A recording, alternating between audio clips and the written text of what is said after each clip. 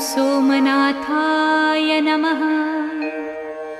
ॐ मल्लिकार्जुनाय नमः। ॐ महाकालेश्वराय नमः।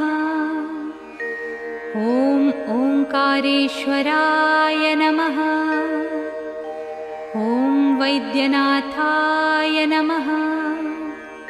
ॐ भीमशंकराय नमः। ॐ रामेश्वराय नमः। ॐ नागेश्वराय नमः। ॐ विश्वेश्वराय नमः।